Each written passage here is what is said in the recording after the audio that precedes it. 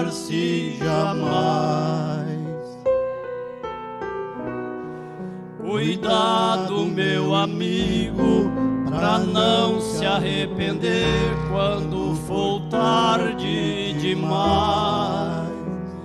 Jesus Cristo já morreu por seu pecado e de graça Ele quer te perdoar. Ele é o caminho, a verdade e a vida, e somente nele deve confiar. Quem salva é Jesus, e ninguém mais. Outro Salvador pode procurar, mas não acharás jamais. Você pode orar, louvores entoar, mas salvar-se jamais. Glória a Deus. Cuidado, meu amigo, pra não se arrepender quando for tarde demais. Jesus Cristo já morreu por seus pecados e de graça Ele quer te perdoar. Ele é o caminho, a verdade e a vida, e somente nele deves confiar. Quem salva é Jesus, e ninguém mais. Outro Salvador tu podes procurar, mas não acharás jamais. Quem salva é Jesus, e ninguém mais. Outro Salvador tu podes procurar, mas não acharás jamais.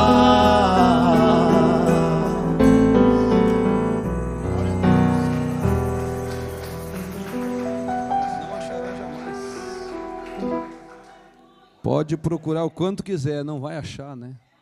Nem no céu, nem na terra, nem debaixo da terra. Outro não tem, né? Louvado seja o nome de Jesus.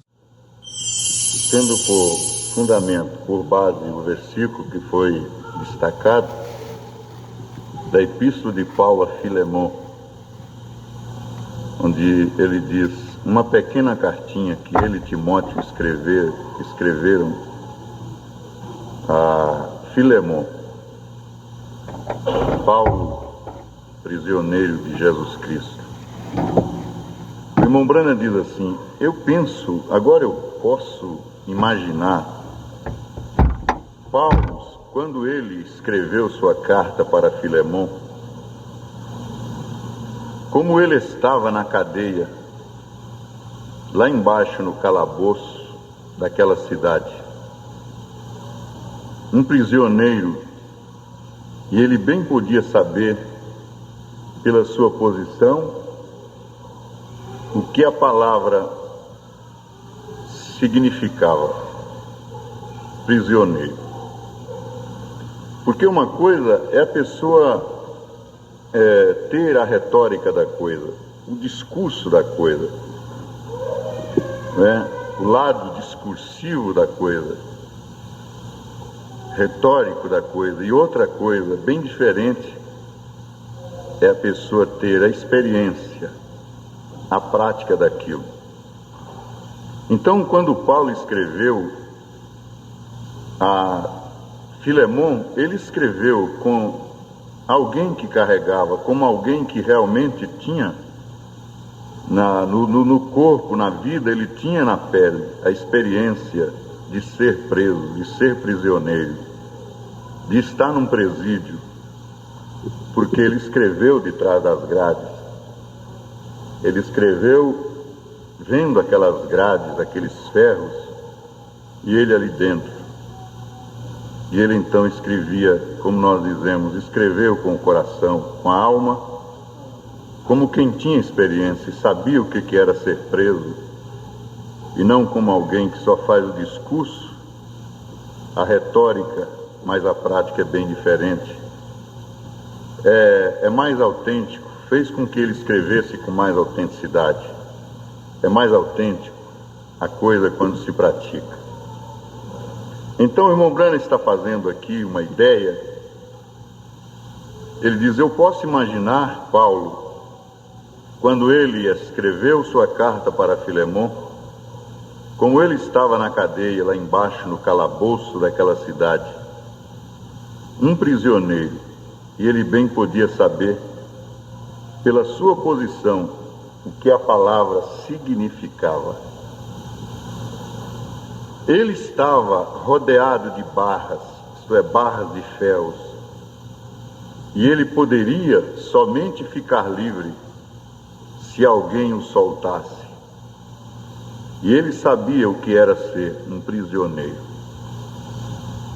Então, outra vez, eu creio que o apóstolo dispunha somente de um pouco, não somente apontando a sua presente condição como sendo um prisioneiro de seu ser físico, assentado lá naquela cela, mas eu creio que ele estava referindo-se ao seu ser, seu espírito, sua vontade, sendo também um prisioneiro de Jesus Cristo. Você pode observar aqui também o sentido bem elevado de altruísmo do apóstolo, porque ele, sendo prisioneiro, ele não se fez também de muito coitadinho. Ele aproveitou a oportunidade, sentindo o que é ser prisioneiro, ele aproveitou para mandar sua mensagem, né? Para inserir naquele contexto de prisão. Ele colocou ali, ele pôde inserir naquilo uma mensagem espiritual.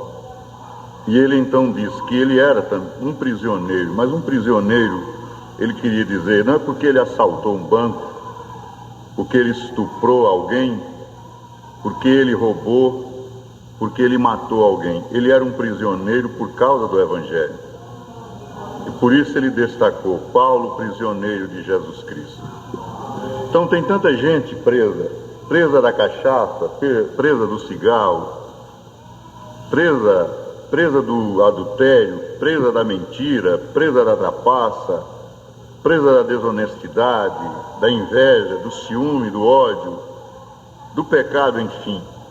Mas eu quero saber quem pode ter esta condição privilegiada de prisioneiro de Jesus Cristo. Muito poucos homens nós encontramos hoje que tenham esta condição. Muito raro, porque sempre tem um meio para fugir, né, das barras. Sempre tem um meio para se desculpar, para se esquivar e não pagar o preço. Daí o porquê. Ele estava preso porque ele era um homem que sustentava uma posição. Era um homem coerente com os princípios, né, que ele cria. Ele era um homem que tinha posição firmada. Não é como nós vemos hoje as pessoas, os homens de hoje, as pessoas que se dizem cristãs, mas elas são pessoas vulneráveis, elas são pessoas facilmente dobráveis, né?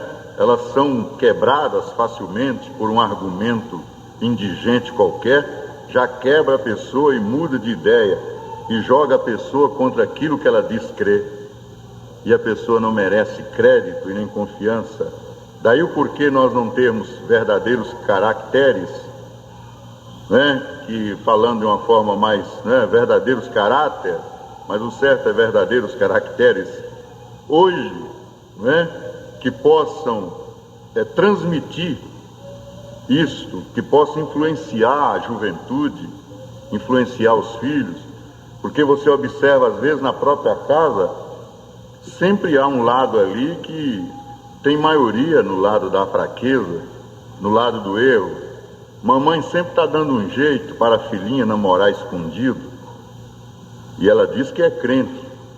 É uma pena assim que vem do diabo, vem do Satanás, né?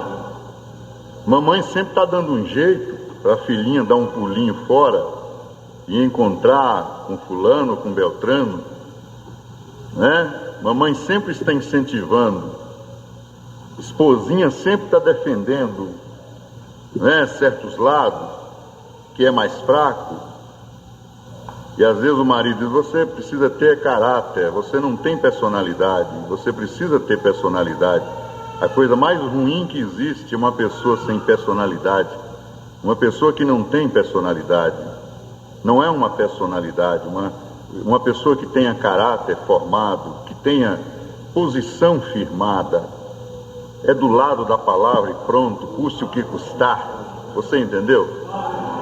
Então esta é a guerra, não é? A guerra é esta.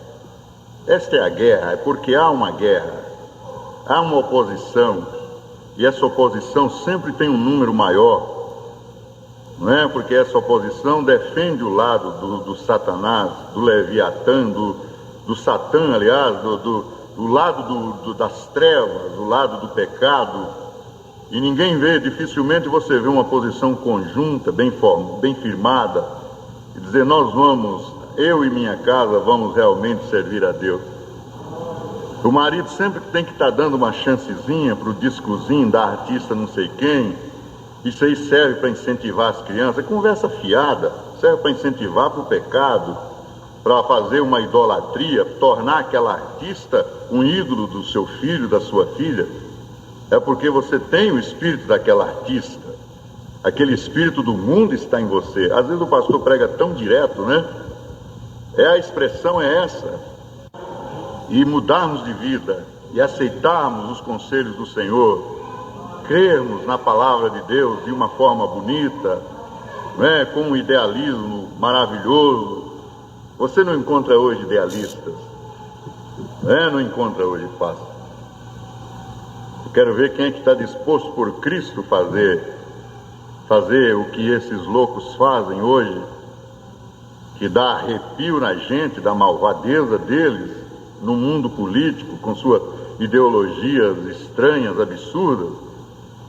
E eles não medem esforços para cumprir, não é, as determinações da sua ideologia doentia. Mas e os cristãos que têm medo de sustentar o nome de Cristo, a doutrina de Cristo, onde quer que for?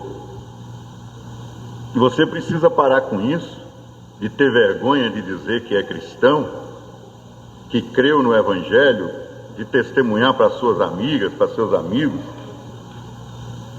né? Tem pessoas que têm que esconder, não pode dizer que é crente.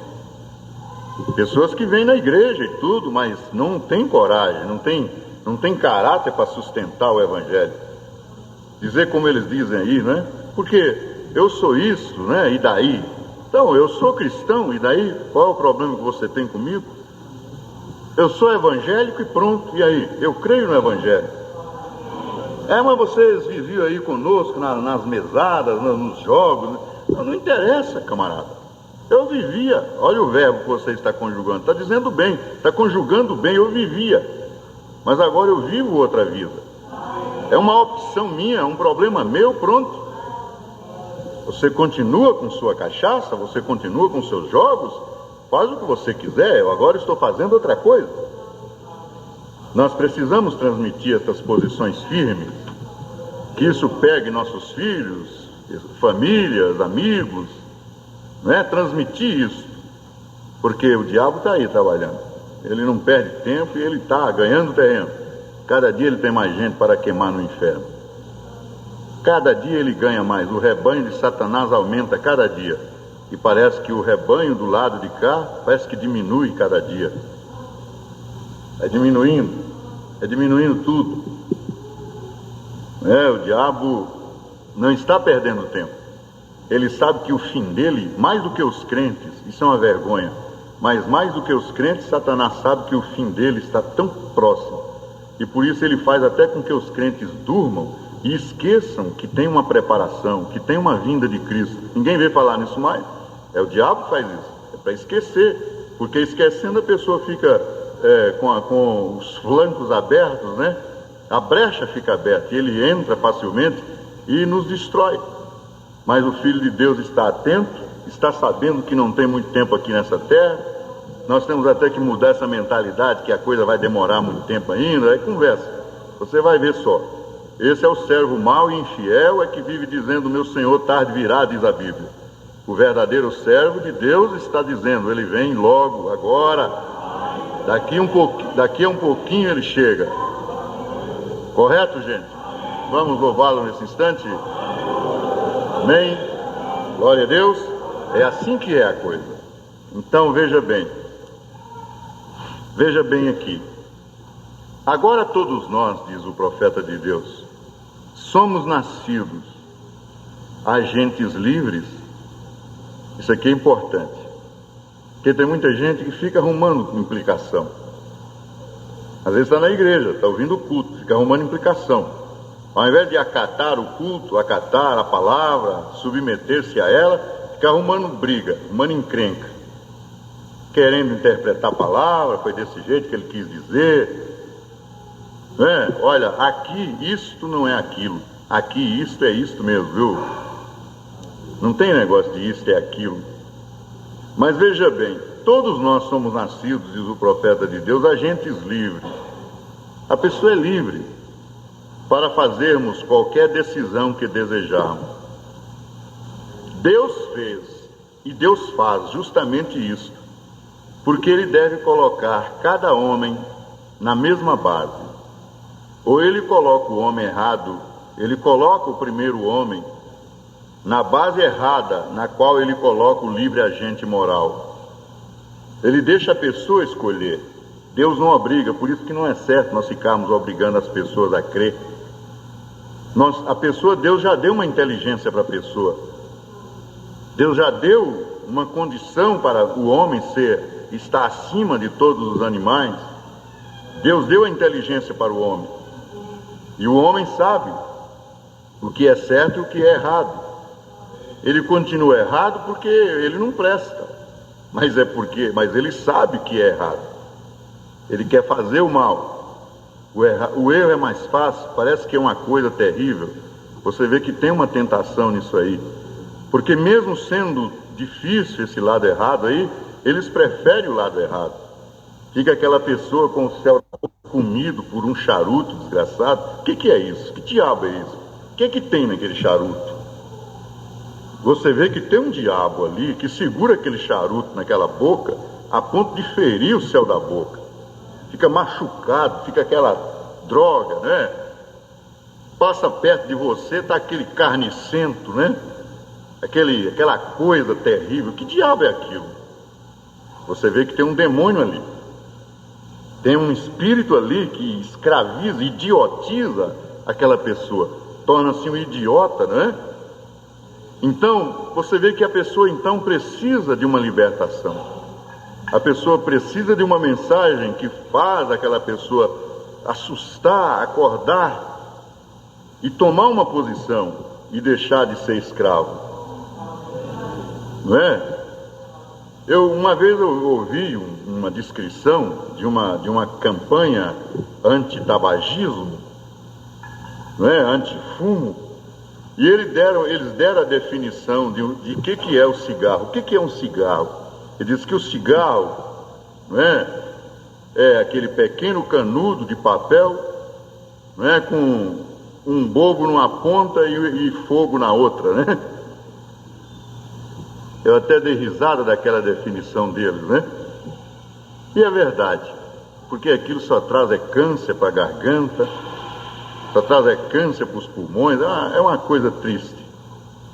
Mas está todo mundo preso por causa disso. Inclusive tem até aquela hipocrisia oficial, porque de qualquer forma o imposto que isso dá, né? E fica todo mundo, até os governos do mundo ficam impotentes, né?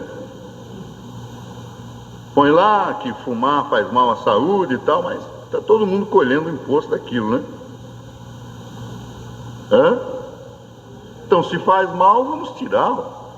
Se faz mal, vamos acabar com ele. Não é isso? Mas não faz mal? Então faz mal. Mas por que então, num sentido, eu queria chegar até aqui, por que não fazem os governos, por que não faz o próprio Deus isso? É porque aqui está colocado, nesta base, não é? Ele coloca o livre agente moral, a livre condição do homem para decidir entre o câncer, entre a tuberculose, não é? Entre os males que afligirão o seu corpo no futuro, ou entre o santificar este corpo que a Bíblia chama de templo do Espírito Santo. E a Bíblia diz: não sabeis vós que sois templo do Espírito Santo, que o Espírito de Deus habita em vós? A Bíblia diz: se alguém destrói o templo de Deus, Deus o destruirá. É por isso que a pessoa que continuar no vício, nesta coisa toda, ele vai ser também destruído, finalmente, até a sua própria alma, porque o seu corpo já foi comido pelo pecado, destruído, né? E esta é a verdade. Você entendeu até aqui? Ele diz: estamos exatamente nesta noite, todos nós nesta noite, na base deste livre agente moral, estamos nesta noite como Adão e Eva. O profeta de Deus diz que não há diferença alguma entre nós e o Adão e a Eva. O certo e o errado, diz ele, estão perante qualquer um de nós aqui. O certo e o errado. Ele diz que a morte e a vida está diante de nós. Podemos fazer nossa escolha. Então ninguém está oprimido, ninguém está à força. É o livre agente moral. Depende de você fazer isso. Esta foi a maneira que Adão e Eva fizeram. Vê você? Eles fizeram a escolha errada. O problema é esse. E você pode ver que a gente está falando, está mostrando cada dia o que pode para a igreja, para as pessoas. Você vai acabando com tudo, falando, ensinando. Você cansa de ensinar e a pessoa ainda não faz a escolha certa. Porque sempre há uma tendência em nós humanos, isso não é só em você não, é uma tendência em todos nós humanos, de fazermos a escolha errada. Só com muita graça de Deus, muita oração, humildade, submissão à palavra, é que podemos ser abençoados e ajudados por Deus nesta escolha do bem, nesta escolha do que é santo, do que é honesto, do que é digno, do que é verdadeiro, do que é correto. A Bíblia diz: tudo aquilo que é honesto, que é santo, que é digno, diz: nisto pensai. Mas eu quero saber quem é que faz isso. Você pode observar que é uma guerra. É uma guerra para nós todos. Pais, mães, pastores, tudo. Você pode ver que o bem é difícil você implantar na criança. Veja bem os nossos próprios filhos, mesmo criados em lares cristãos, mas você pode ver que eles têm uma paixão pelas amiguinhas mundanas, né? É uma paixão assim, ó, que foge de você. Quando você vê, você só vê o cabelo esvoaçando no ar e pula cerca, pula tudo e corre e entra lá dentro daquela caverna da amiguinha.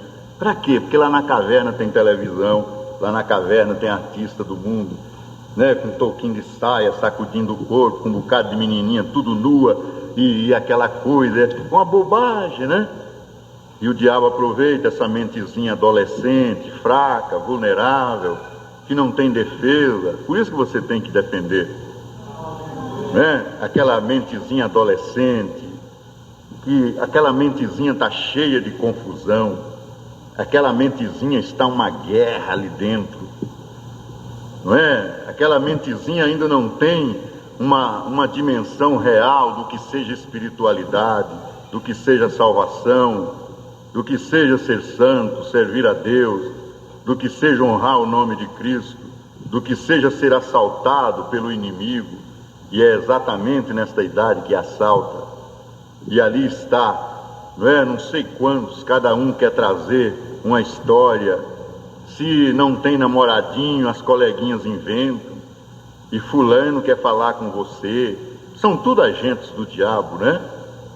Mas pastor, o que é isso? Pois é, pequenininha malequitinha, agentezinha de Satanás, que é para destruir sua casa, é para destruir sua família, é para lhe deixar envergonhado, envergonhada. É isso aí. E se você não agir, não age, é aquela coisa. E se você deixar, vai mesmo para o abismo. Você tem que vigiar tudo hoje, as próprias escolas, os próprios colégios, não é? A gente fica olhando, parece que é o mundo, como diz São João, jaz, quer dizer, você chega no cemitério, eu já cansei de falar isso, você chega lá visitando o cemitério, chega no túmulo de um, está escrito, aqui jazem os restos mortais de fulano de tal, aqui jaz quer dizer, aqui está enterrado, que está guardado. Então o mundo, São João diz que jaz no maligno, está enterrado no maligno. Todo o sistema político, educacional, religioso, tudo onde já se viu pastores, conselheiros do amor, conselheiros da muamba, de não sei mais o que. Oh, que coisa terrível! E isto vai invadindo. Você fica ali, às vezes está ali a sua filhinha esperando um hino, mas a corrupção já está ali no meio daqueles demônios, e ali coloca, a música mundana, é aquela coisa toda. O diabo faz uma salada, uma mistura para te enrolar. Ele mistura hino com música profana para nos enrolar, e nós ficamos ali enrolados, esperando um hino, e a música profana está rodando, e o diabo dando gargalhada. Ei, eu venci através da religião.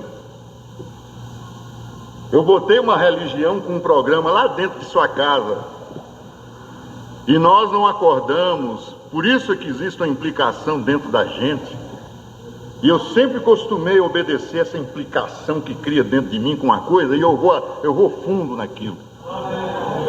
Entende? Eu crio uma implicação assim, eu chego a ficar irado com aquilo. Eu falo o mais forte que eu posso, no púlpito, onde for. Eu aqui não tenho programa, mas lá em Goiás eu tenho, e eu falo do mesmo jeito. Nós temos que ver essas coisas, e isso tudo está aí dentro da nossa casa, e nós achamos bom, aquela beleza. Então chega um momento que nós temos que nos questionar: estamos ou não servindo a Deus? Um prisioneiro de que nós estamos sendo? Prisioneiro de uma igreja, de uma religião, de um programa de rádio, de uma música, de uma televisão, de uma literatura? Estamos sendo prisioneiros de quê? De Cristo ou do mundo? E como eu estava dizendo, os próprios colégios, eu fico pensando, às vezes um professor, eu fico pensando, o que é que tem na mente desses camaradas, né? Você fica olhando a programação deles, põe na cabeça de uma criatura de 11 anos, 10 anos, tem que ler um livro, né? A Cabeça Rapada de Satanás, é o título do livro, né? A cabeça rapada de Satanás, do diabo, né? O troco que não foi devolvido ao diabo. Menina, que é isso? Deixa eu ver isso aí. Foi a Sora que mandou, a Sora. Foi a Sora. Você entende? Você entendeu? Olha, ele jaz no maligno, hein? Vai falar para você ver. Ela levanta tudo contra. É a turma de marimbondo. Aquela turma de aquela cachopa de marimbondo, né? Parece uma turma de demônio, tudo em cima de você. Aquilo é alvoroça que você tem que meter neocídio. Eu queimo vocês com fogo. Não adianta. Esta é a condição. Essa é a condição. Se nós deixamos, daqui a pouco não tem mais nada. Morreu, acabou. não resta mais nada. Porque vai tirando tudo. Vai tirando. O que você coloca, vai tirando. Vai tirando aquela coisa. Então nós temos que estar atentos e dando do lado de cá a nossa mensagem também em casa. A nossa cobrança, não é? A nossa vigilância. É aquilo que eu sempre prego. Quem não quer se incomodar, vai ser difícil vencer. Vai ser difícil vencer quem não quer se incomodar. Nós vamos ter que incomodar, vamos ter que cansar. E tem hora que maridos têm que dizer para a própria esposa: puxa vida, você se entrega muito fácil, levanta a cabeça, deixa de ser derrotada. Você não tem condição de luta, você não luta. Você não luta, você não tem garra para lutar. Você é tão fraca. Deixa eu usar de você, deixa eu lhe criticar. Você não tem garra para lutar. Entende? Na vontade de lutar aí, você luta por 3, 4, por 10. Você tem garra para lutar. Que diabo, que fraqueza desgraçada. Não luta, não bate contra, não protesta, não pega firme, não mostra autoridade. Você diz às vezes para a própria mulher: você não tem autoridade. Por que o diabo não brinca comigo? Ele não brinca comigo. Por que ele não brinca comigo? Por que ele não cria caso comigo? Cria caso com você. Levanta a cabeça, nós temos um Deus. Nós somos luz do mundo. Todo mundo se entrega. Embirra. Tem mulher que embirra. Eu não vou chamar mais. Já chamei 3 vezes e não veio. Chama a quarta, puxando pela orelha, que for preciso. Vem cá. Você não veio nas 3, você vai vir na quarta, vergonhosamente, diante de todo mundo. Vem. Vai vir sim. Entra aqui. Entra para dentro aí. Eu estou lhe tirando do inferno. Estou lhe tirando dessa coja de demônio. A corrupção, não é, gente? Aquilo vai entrando, vai destruindo. Agora tem uma coisa, vai ficando tão difícil que até esse tipo de pregação é indigesta. Não precisava. É turma de fraquinho. É turma de comprometido, cada um comprometido com amizade, com não sei mais o que, com o vizinho, com não sei mais o que, com fulano, com beltrano. É todo mundo comprometido. Entendeu? Aí já viu, aí é difícil. Acho que não precisava isso. A gente tem que ser moderno. Não tem mais essa religião assim. Pois vai ter. A minha vai ser sempre essa aí. Até o fim, essa religião velha, antiga, de Deus, de prisioneiros de Cristo. Entendemos? Aleluia! Por outro lado, pensa que é só as irmãs, por outro lado, que os maridos moles também. Não tem ânimo para nada. Não tem garra para nada, né? Aqueles maridos, que a mulher que tem que carregar tudo, aquela condição preguiçosa, medrosa, assustada. Eu sou implicado com um homem assustado. Você entende? Vamos levantar a cabeça, combater o erro, o pecado. Vamos levantar nossa casa, vamos trazer Deus para nossa casa, vamos edificar um altar lá em casa e dizer: eu vou ser homem de oração, eu vou ser homem crente, santo, Deus vai me ajudar, Deus vai me dar vitória em tudo. Amém? A minha esposa será do Senhor, meus filhos serão do Senhor, a minha vida será do Senhor. Eu quero essa minha casa prisioneira de Cristo. Que bom, que maravilhoso. Mas nós não queremos pagar um preço. Ser prisioneiro de Cristo é vergonhoso. Esse Paulo, prisioneiro de Jesus Cristo. Porque você quer fazer certas coisas e não pode, porque você é um prisioneiro. Mas por que você não faz isso? Eu não posso. Eu estou preso a um assunto, eu estou preso a Cristo. Não é assim como você pensa. Você é um livre agente moral para fazer o que quiser, mas conosco não é assim, é diferente. Nós temos que ver se Deus está nisso. Não é assim como nós pensamos. Estamos prisioneiros de Cristo, de alguma coisa. Ele diz então, exatamente nesta noite, como Adão e Eva nós estamos. Está vendo? Eles fizeram a escolha errada. Agora, através daquilo, eles colocou toda a raça humana sob a morte, quando eles fizeram uma escolha errada. Porque a gente também que pensa que Deus tem que fazer de nós um ceguinho, que Ele nos pega pelo braço e... Não é assim não. Deus nos deu inteligência, Ele nos ajuda, mas você vai ter que ser inteligente para saber fazer a escolha, para descobrir qual é a vontade de Deus. Entende? Adão e Eva erraram. Deus colocou-os no paraíso, mas eles não quiseram o paraíso. Tem muita gente que está sob certas condições, é porque fizeram a escolha errada. E agora não adianta querer se desculpar. Ele diz que eles fizeram a escolha errada, e em fazendo a escolha errada, eles colocaram a raça humana sob a morte, a punição de morte. E então Deus desceu, sempre Deus querendo consertar o homem. Deus desceu na forma de homem. Quem foi que desceu na forma de homem? Jesus Cristo. E tomou aquela morte que Adão e Eva semearam, e pagou a pena de morte, a qual era sujeita àquele desejo de ser livre e seguir livre. É por isso que tem no homem, na mulher, o homem, quando eu digo, é homem e mulher, no sentido generalizado. É por isso que tem no homem o desejo, quando eu falo homem, eu falo raça humana. Por isso que existe no homem o desejo de ser livre. E isso deve ser preservado, porque é bom ser livre.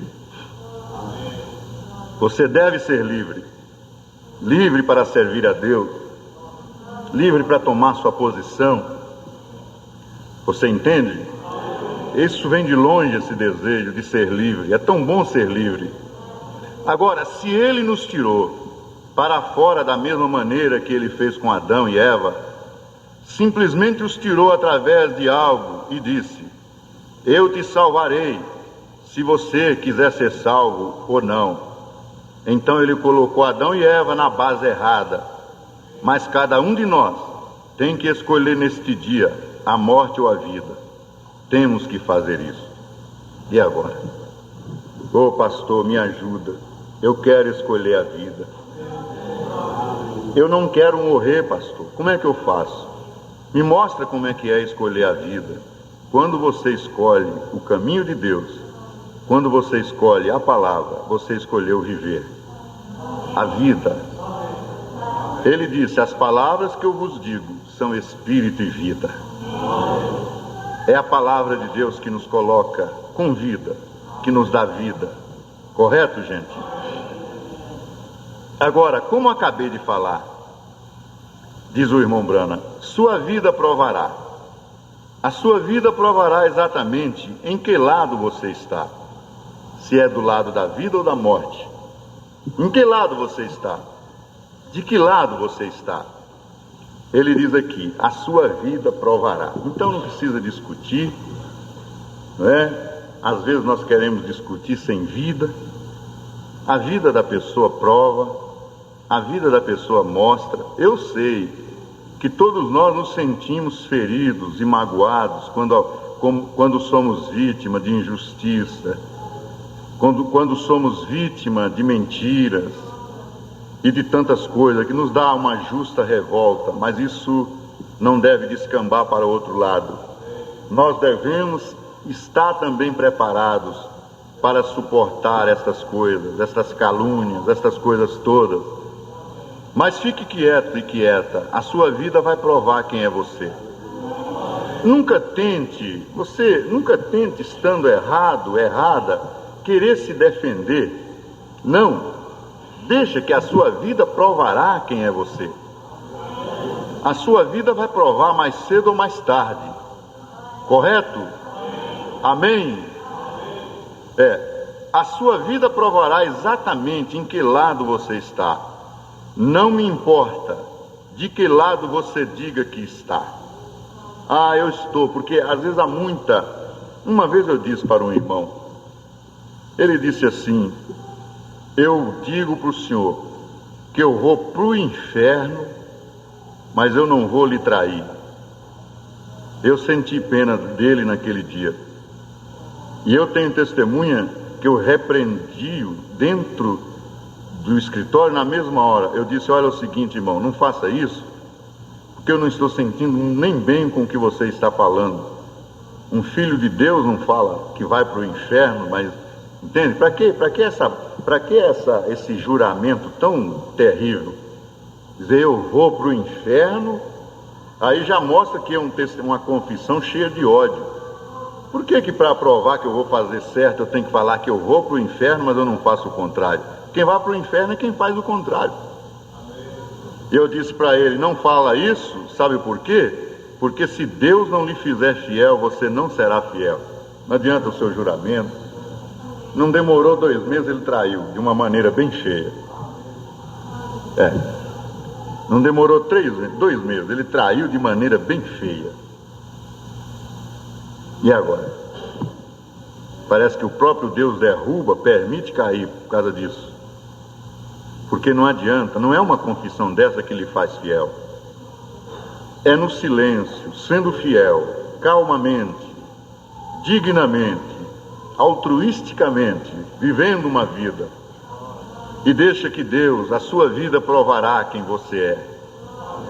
Deixa os cães ladrarem. Deixa falarem. Continua, permaneça firme. Não desanime. Não pare de lutar. Continue lutando. Luta que você será vencedor. Vença. Deus lhe levantou para vencer, para ser vencedor. Então luta, não desanima não. Olha, se eu fosse deixar por tanta razão, tanta lógica, não é? Olhando à luz da razão, não era para estar mais nessa batalha. Com razão, mas não é razão, é por fé. Segue adiante pela fé. E você vai ver que maravilhoso será, além do rio, além desta vida aqui, naquele grande dia, quando nós formos coroados, galardoados, recebermos o prêmio. Certo, gente? O que você faz, diz aqui o profeta, o que você faz todos os dias, prova o que você é. E às vezes a gente vê um esforço nas pessoas para mostrar que é isso, que é aquilo, que é aquilo outro, né? Na hora da ira vem a ira, com multidões de demônios, vem aquela ira, vai lá e quebra o túmulo tudo. Ou então vai lá e mata. A ira esqueceu que era cristã, esqueceu que tinha um testemunho a dar, esqueceu que tem o nome de Jesus invocado na sua vida, esqueceu tudo. Vai lá e mata. Aí depois que mata, que enterra, aí daqui a pouco chega, humildezinho, o negócio fica uma coisa ruim dentro da gente, né? Que coisa, que isso? Jesus falou: hipócritas, vocês mataram os profetas, seus pais mataram os profetas, agora vocês estão pintando os túmulos dos profetas que seus pais mataram. Os profetas que seus pais mataram são agora seus deuses, seus ídolos, é os santos que vocês dizem crer. Está vendo aí? Estamos entendendo, meus irmãos? Que tristeza, né? Sua vida provará exatamente em que lado você está. O que faz você todos os dias prova o que você é. Vocês já ouviram o velho ditado: sua vida é tão alta que não posso ouvir seu testemunho. Você entende? Seus atos são simplesmente muito altos. Sua vida é tão alta que não posso ouvir seu testemunho.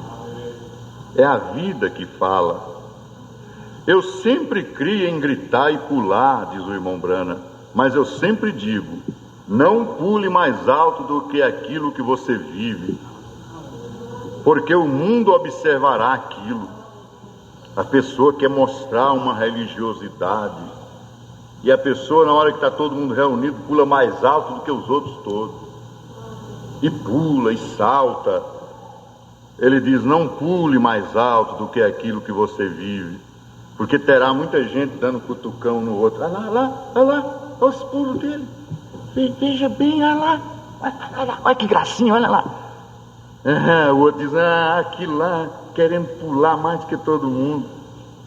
Eu conheço sua vidinha, camarada. É o que eles dizem, eles fazem desse jeito. Eles não têm piedade de nós. Por isso que nós temos que pular exatamente à altura do que nós vivemos. Você entendeu? Você pode louvar a Deus? Amém? Pode dizer aleluia? Glória a Deus? Não adianta. A pessoa entra na fila da ceia, aquela religiosidade. Tem muitos que já foi consagrado, tudo, né? Mas ainda pega e apresenta a Deus, e vem, e sobe a hóstia, levanta como se fosse a hóstia, uma hóstia lá, e desce aquela coisa. Não precisa. Mas a televisão está escondida no guarda-roupa, para tirar e assistir à noite. Isso é o guri que ganhou, sabe a guria que ganhou? Você entende? É os crentes com a firma a firma deu os litrão de chope, de não sei, é muito bonito, tá aí, eu não bebo não, é porque é bonito, é uma idolatria, derrama, derrama isso. É porque é bonito, né? É bonito, né? Enfeita. Quer dizer, no fundo, tem aquele desejo de ter, como é que fala? Hein? Que coloca as garrafas de uísque, enche uma adega, né? É a adegazinha dentro de casa. Tem crente que, se deixasse, eles teriam até as cachaçinhas purinhas, né? De Santo Antônio, de onde for, que é para dar para os amiguinhos que chegassem. Eu não bebo não, mas vê como é que eu sou legal. Eu não bebo não, mas aqui para você, uma purinha de Santo Antônio. E aquela festa, aquela amizade, dinheiro jorra para lá e para cá, o negócio né? E tal, né? É aquela coisa toda, né? Se a gente pudesse ficar livre desse camarada, né? Chega. Deixa eu cumprir meu tempo. Deixa eu cumprir meu tempo. É assim ou não é? É desse jeito. Desse jeitinho. Tem hora que a gente fica pensando, será o que é? Será que é mesmo ou não é crente?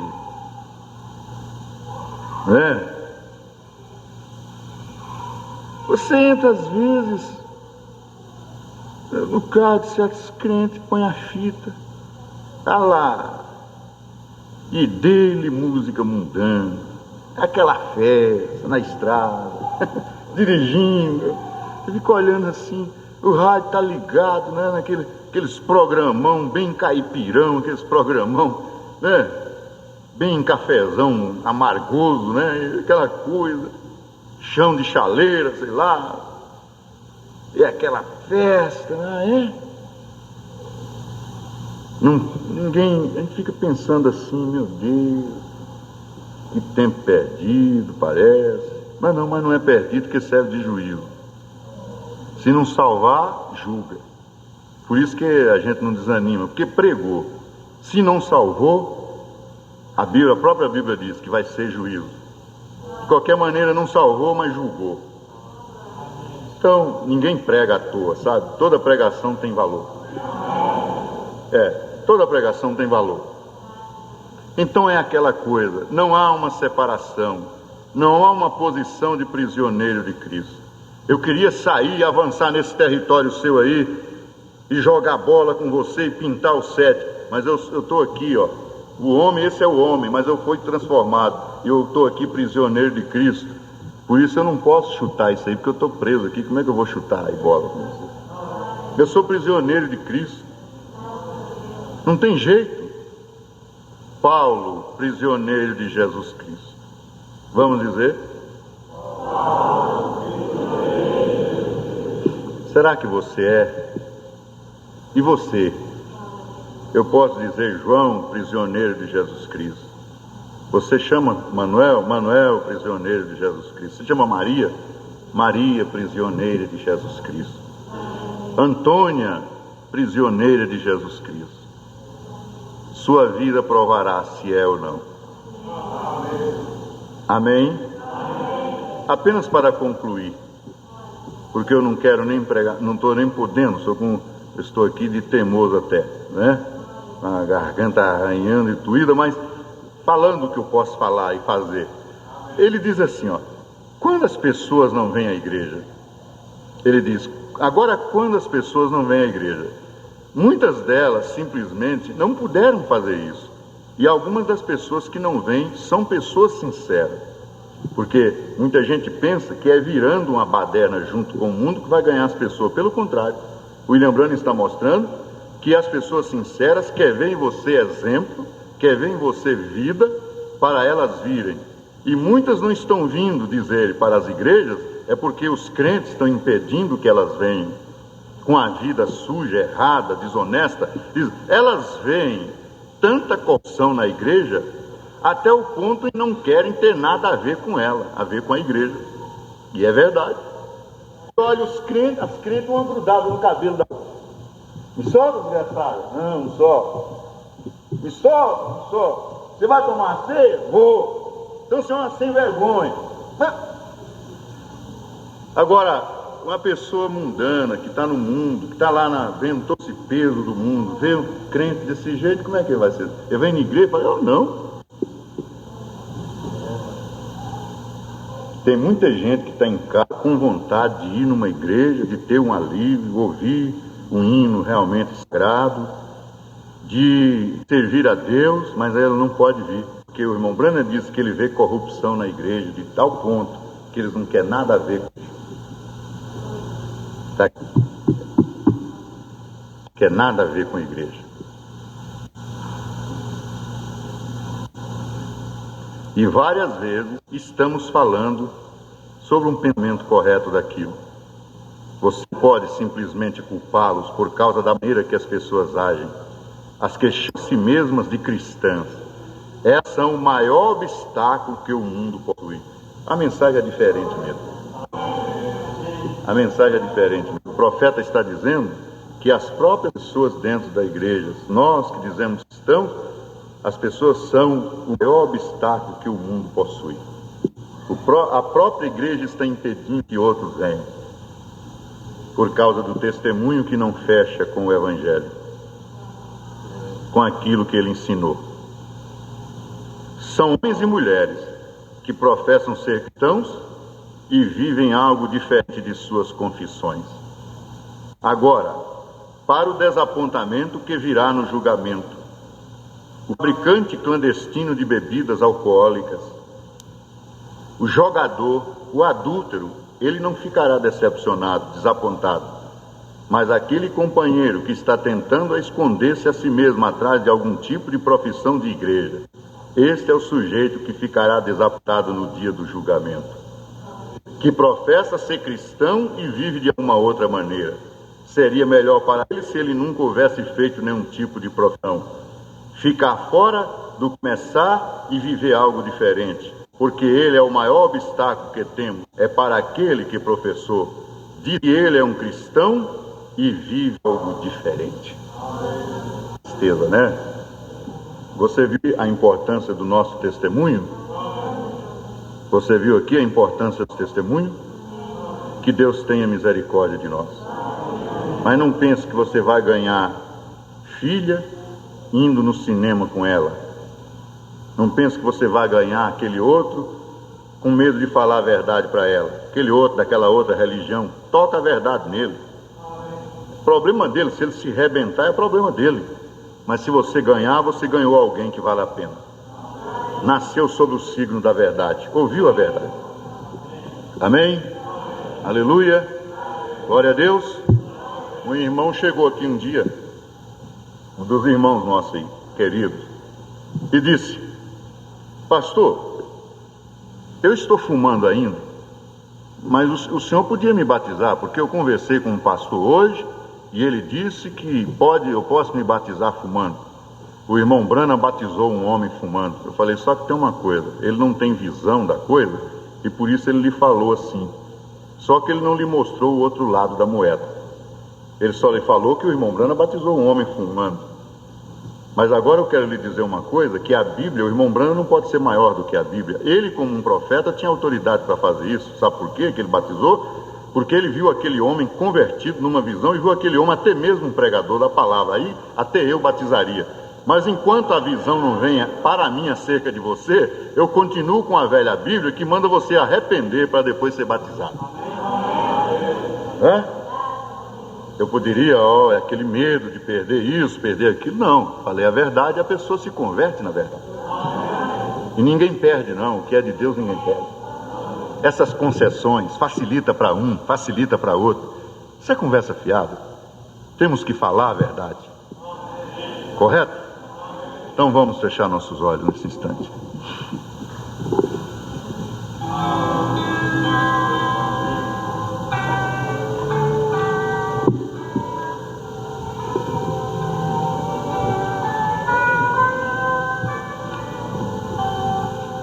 Todos, por favor, feche os seus olhos.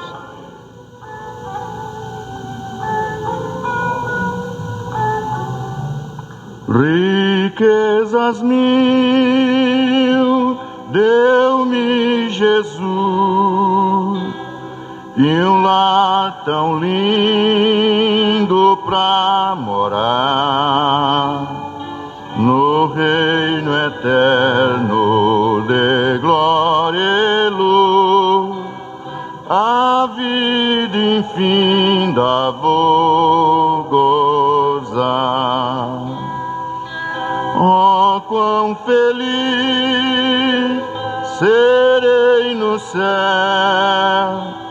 em ver o rosto do Senhor, e face a face ali sem véu adorarei meu Redentor.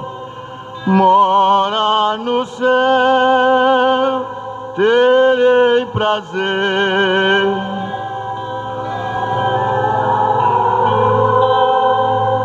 desejo ver, oh, que alegria terei um dia em ver Jesus meu Rei. Um gozo eterno ali terei, naquele lar de glória e luz. As lindas harpas eu tocarei, louvores ao meu bom Jesus. Mora no céu,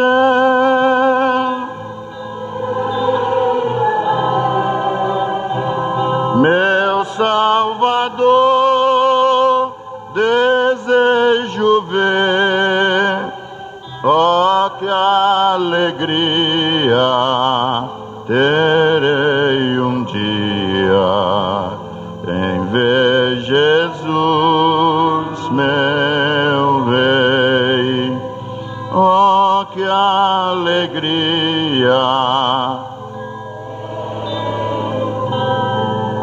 em ver Jesus meu Rei. Deus bendito, no nome do teu Filho Jesus Cristo, eu lhe peço a cura e a libertação para todas as pessoas que estão aqui, doentes e que creem na cura divina. Neste momento, os corações deles sejam cheios de fé e que eles recebam a libertação. Tira o mal, destrói a doença, o medo, a opressão, a depressão, o problema nervoso, no sangue, nos nervos, no cérebro, nos olhos, na cabeça. Sai toda a obra do diabo. O poder desta palavra que é vida, tira esse espírito de morte, de infecção, esta obra do diabo, sinusite do diabo, dor de ouvido, problemas de reumatismo, qualquer obra do diabo, seja inflamação no útero, o que for, seja repreendida em nome de Jesus Cristo. Destrói o mal nos olhos, queima esta catarata, queima todo o problema no nervo óptico, onde for. Fogo do Espírito Santo, destrói este mal, destrói o mal no sangue, na pele. Ó Deus, em nome de Jesus Cristo, alergia, toda obra do diabo seja destruída. O medo do futuro, o medo de enfrentar a vida, tudo isso seja tirado. Que haja fé, que haja ânimo, que haja disposição nos corações, confiança no Senhor, que eles sejam abençoados, ó Deus, nos seus negócios, nos seus trabalhos, nos seus empreendimentos, em tudo que fizer, para a honra e glória do teu nome também, em nome de Jesus Cristo.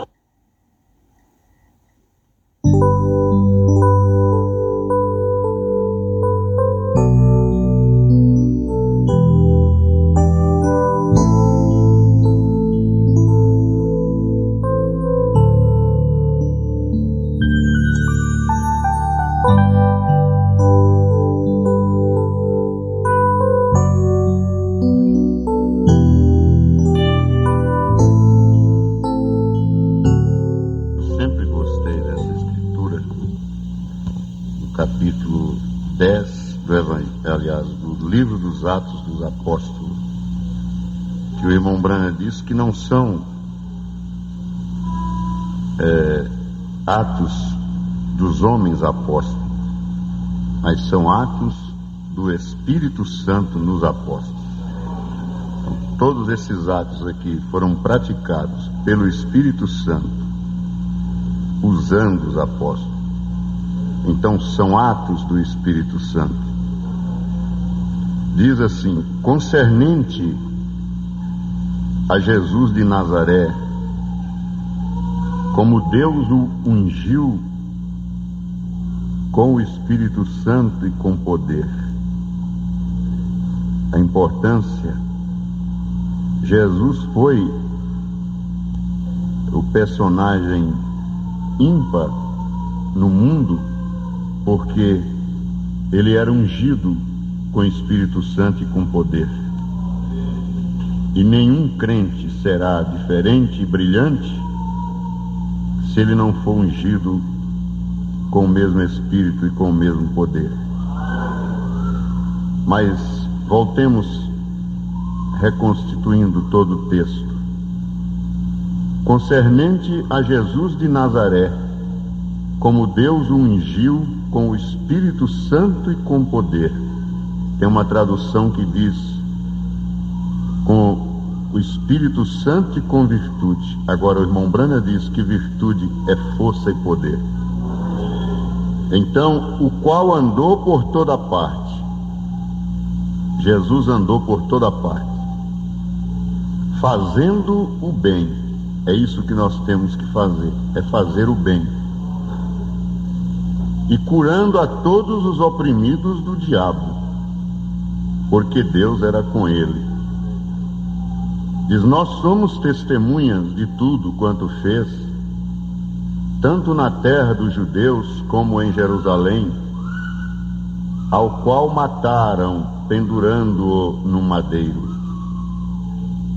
A este, ou seja, a Jesus, a este ressuscitou Deus ao terceiro dia, e lhe concedeu que se manifestasse Agora observem, Jesus se manifestou, mas ele não se manifestou a todos, porque está escrito aqui: concedeu que se manifestasse, não a todo o povo, não a todo o povo, mas às testemunhas predeterminadas por Deus. A pessoa é predeterminada por Deus para crer, para aceitar, para viver, para dar frutos. Não é simplesmente porque a pessoa quer, até mesmo porque não é de quem quer nem de quem corre, mas é de quem Deus teve misericórdia. Então está aqui bem claro, ó: a este ressuscitou Deus ao terceiro dia e lhe concedeu que se manifestasse, não a todo o povo, não a todo o povo, nem todo o povo vai entender, vai viver, vai entender, vai crer, vai praticar, não, mas às testemunhas predeterminadas por Deus, a nós que comemos e bebemos juntamente com ele, depois que ressurgiu dentre os mortos. Isto, podem se assentar. Eu acho que é importante, eu vou ler de novo, eu já li aqui esses dias, mas é importante que toda família, todo pai, toda mãe, principalmente cada pai, não é? Medite sobre isto aqui, porque isto aqui é uma história real, acontecida com um jornalista em Belo Horizonte, Minas Gerais. Declaração de bens. Veja bem, o pai moderno, muitas vezes, perplexo e angustiado, passa a vida inteira correndo como um louco em busca do futuro e esquecendo-se do agora. Vamos prestar atenção. Nessa luta, renuncia ao presente com prazer e orgulho a cada ano, com prazer e orgulho, e a cada ano preenche sua declaração de bens para o imposto de renda. Cada nova linha crescida foi produto de muito trabalho. Lotes, casas, apartamentos, sítio, casa de praia, automóvel do ano. Tudo isso custou dias, semanas, meses de luta. Mas ele está sedimentando o futuro de sua família. Se partir de repente, já cumpriu sua missão e não vai deixá-la desamparada. Para ir escrevendo cada vez mais linhas na sua relação de bens, ele não se contenta com um emprego só. É preciso ter 2 ou 3. Vender parte das férias, levar serviço para casa. É um tal de viajar, almoçar fora, fazer reuniões, preencher a agenda. Afinal, ele, um executivo dinâmico, não pode fraquejar. Esse homem se esquece de que a verdadeira declaração de bens, o valor que efetivamente conta, está em outra página do formulário do imposto de renda. Naquelas modestas linhas que, escondidas onde se lê relação de dependentes, são os filhos que colocou no mundo, a quem deve dedicar o melhor de seu tempo. Os filhos, novos demais, não estão interessados em propriedades e no aumento da renda.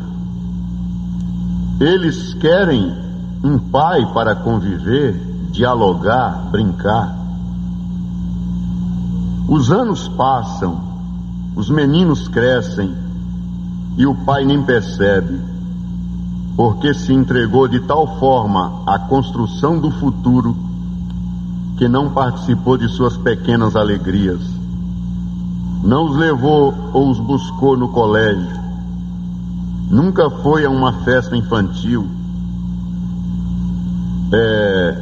Um executivo não deve desviar sua atenção para essas bobagens. São coisas para desocupados, pensam os pais.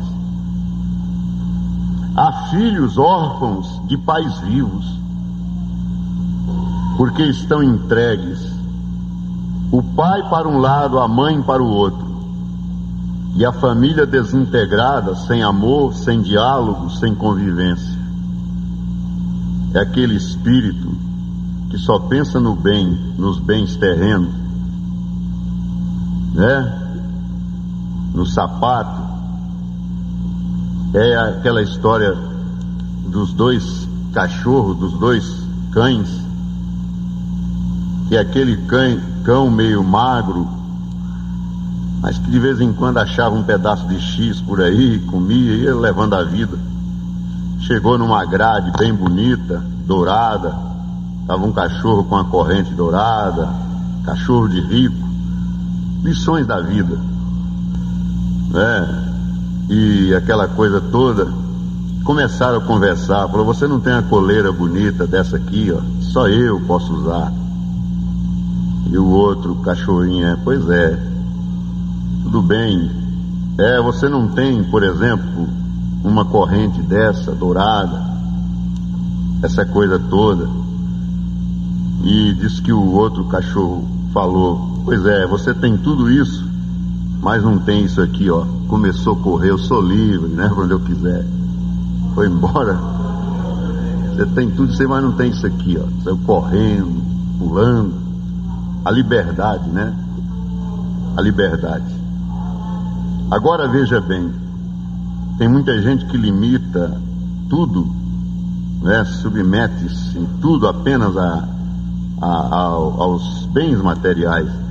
O mundo está assim. Então, vamos adiante. Vamos ler a declaração de bens. É esta convivência que solidifica a fraternidade entre irmãos, abre caminho no coração, elimina problemas e resolve as coisas na base do entendimento. Há irmãos crescendo como verdadeiros estranhos, que só se encontram de passagem em casa, e para ver os pais é quase preciso marcar a hora. São homens muito ocupados, esses políticos. Você não vê que todos eles são separados, quase? As famílias separam, quase, pode olhar, quase todos eles são separados da família. Está no terceiro casamento, segundo, terceiro, quarto. Por causa disso, não tem tempo, né? A gente tem que cuidar muito da vida, né? Depois de uma dramática experiência pessoal e familiar vivida, a mensagem que tenho para dar é: não há tempo melhor aplicado do que aquele destinado aos filhos. Dos 18 anos de casado, passei 15 absorvido por muitas tarefas, envolvidos em várias ocupações e totalmente entregue a um objetivo único e prioritário: construir o futuro para 3 filhos e minha mulher. Isso me custou longos afastamentos de casa, viagens, estágios, cursos, plantões no jornal, madrugadas no estúdio da televisão, uma vida sempre agitada, tormentosa e apaixonante na dedicação à profissão, que foi na verdade mais importante do que minha família, tornou mais importante do que a família. Mas vê o preço que ele pagou. Agora estou aqui com o resultado de tanto esforço. Construí o futuro penosamente e não sei o que fazer com ele depois da perda de Luiz Otávio e Priscila. Presta atenção. Do que vale tudo que juntei, Se esses filhos não estão mais aqui para aproveitar isso com a gente, se o resultado de 30 anos de trabalho fosse consumido agora por um incêndio, e desses bens todos não restasse nada mais do que cinzas, isso não teria a menor importância, não ia provocar o menor abalo em nossa vida, porque a escala de valores mudou e o dinheiro passou a ter peso mínimo e relativo em tudo. Se o dinheiro não foi capaz de comprar a cura de meu filho amado, que se drogou e morreu,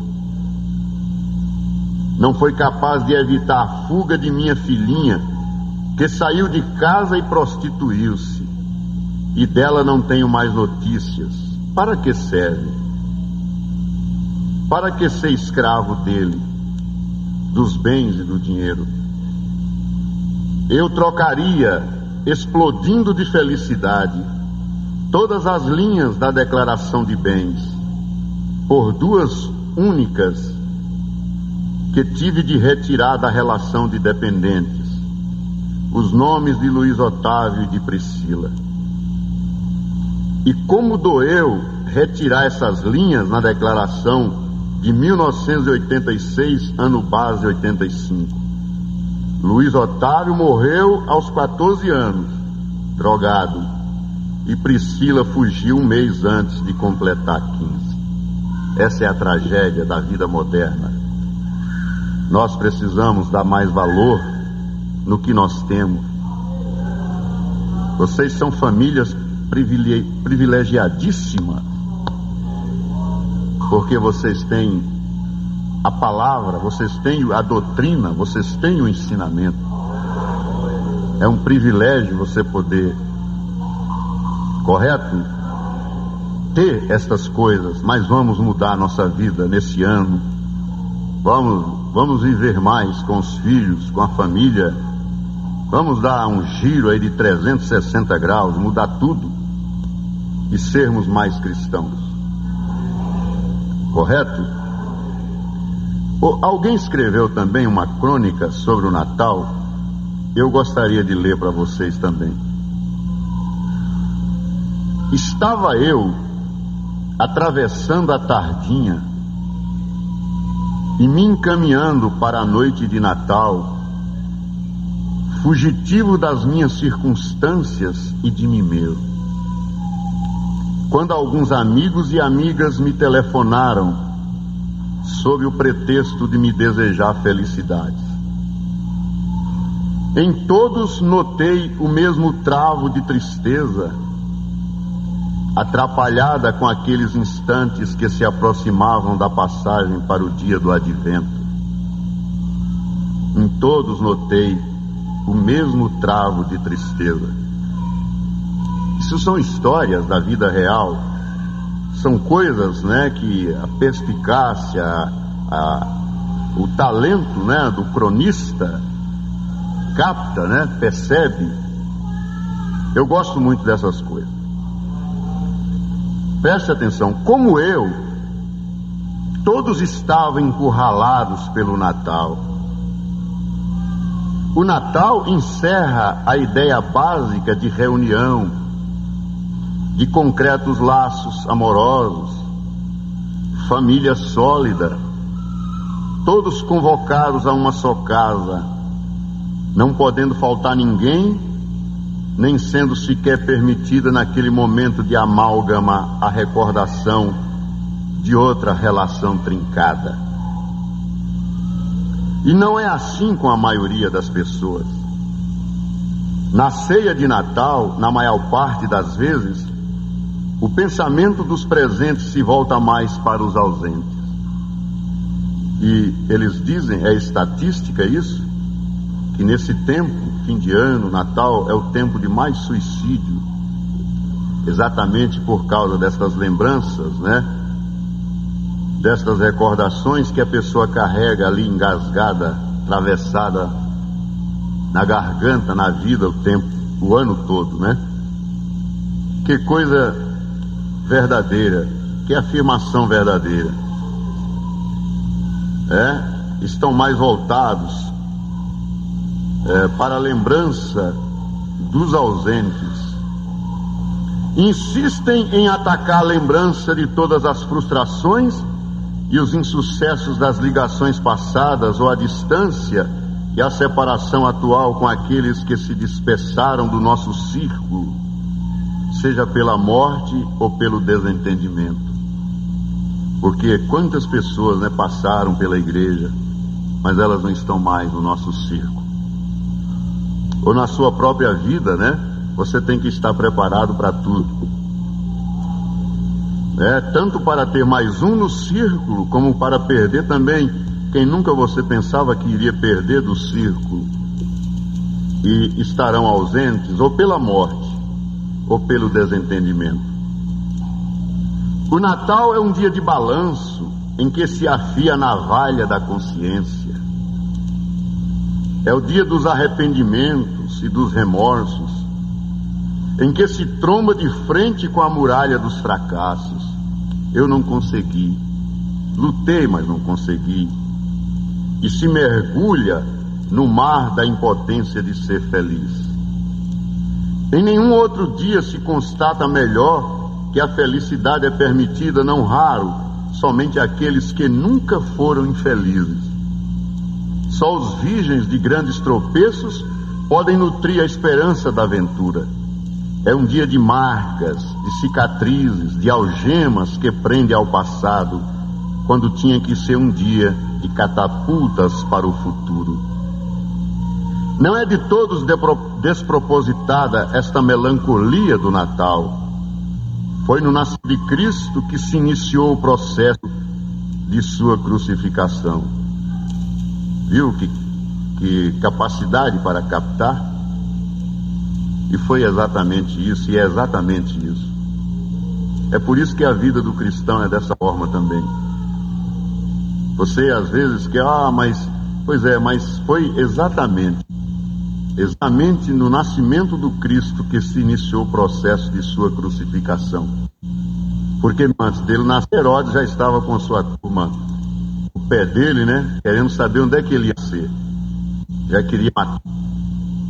É de todo impossível dissociar a imagem da manjedoura da ideia do Calvário. Uma espécie de sincretismo, de simbiose, entre a manjedoura e o Calvário. A manjedoura já fazendo o Calvário. Tem-se a certeza de que a alegria e a luz do presépio se sucederão e as trevas do sacrifício do madeiro. Embaraçoso do Natal, dia em que se tem vontade de abraçar o mundo, livrá-lo de todos os males em que sobrevém o intenso desejo de estar de todos que nos tocaram por qualquer forma e por alguma torpe ou tola razão estão impedidos de ali confraternizar ao nosso lado, mas que nada disso se consegue realizar.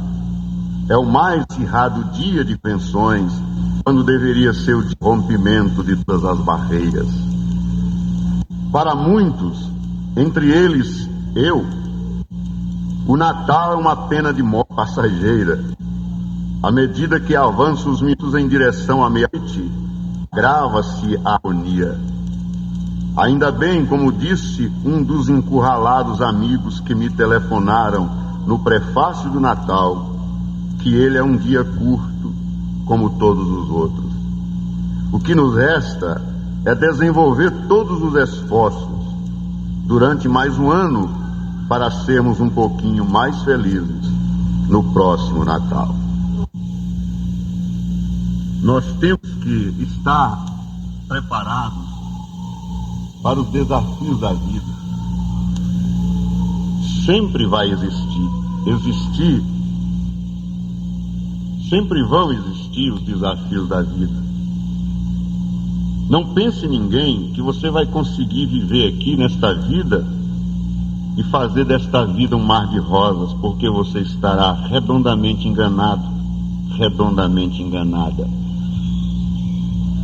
Não vai conseguir, porque esta vida aqui é um tempo de teste, é um tempo de provação. Você está vivendo aqui não para estar em galanteios, em prazeres, em bebedeiras, em mordomias.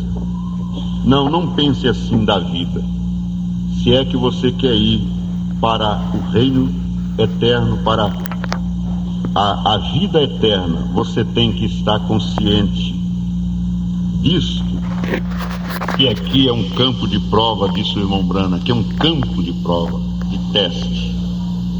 Você terá que passar por aqui e você terá que entender. É claro que nós temos o alívio, nós cristãos temos o refúgio, temos a certeza interior, aquele gozo interior, aquela força interior. Eu não quero mais nada, tá bom isso aí, porque com essa força você consegue o emprego, você consegue o pão de cada dia, você consegue vencer, você vai lutando, você sempre estará vencedor, vencedora, mas você sabe que aqui é um campo de batalha.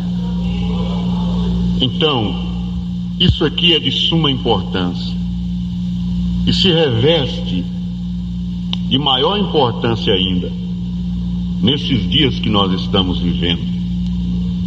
Nós temos que vigiar bastante como cristãos para nós não começarmos a perder a rota que foi traçada e que nos propomos a seguir, a andar naquela rota, e de repente você começa a dar bobeira e começa a desviar daquela rota, a sair daquela rota que você sempre andou, não é? Por causa de coisas mínimas, de coisas que não tem nenhum sentido, mas que dependendo do estado de espírito que você está, você faz daquilo um grande problema que vai prejudicar até o seu destino eterno, porque você pode estar cheio de ódio ou cheia de ódio, você pode estar mal informada, mal informado, e depois você vai entristecer, você vai matar ao Espírito Santo dentro de você, e você será uma pessoa desgraçada,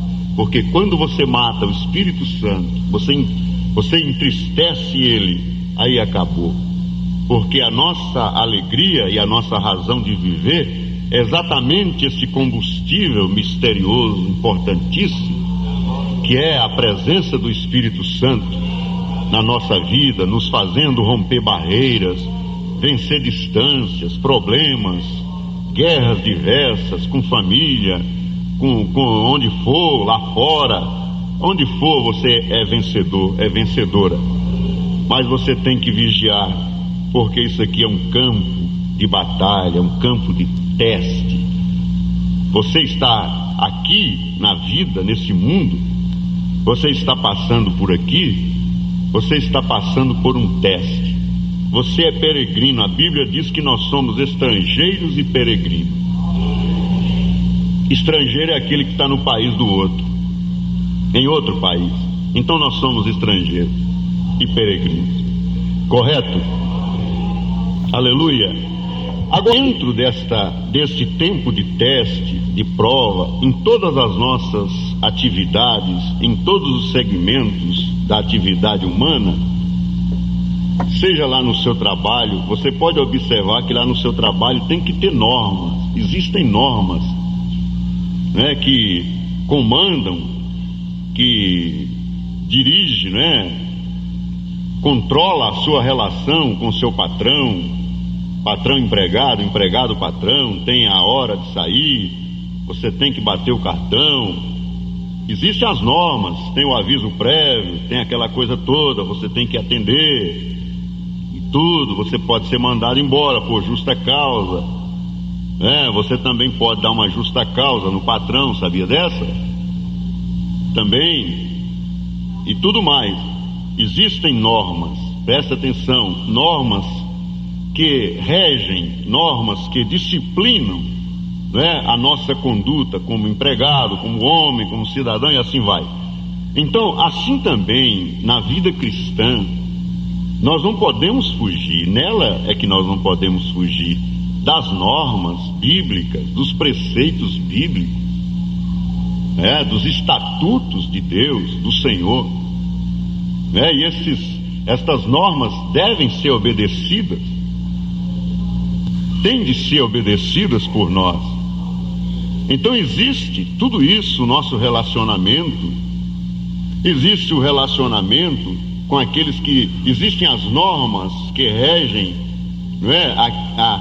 O nosso relacionamento com aqueles que estão chegando na fé, existem as normas com aqueles que estão apenas frequentando a igreja, existe aquela atitude com aqueles que já estão amadurecidos na fé.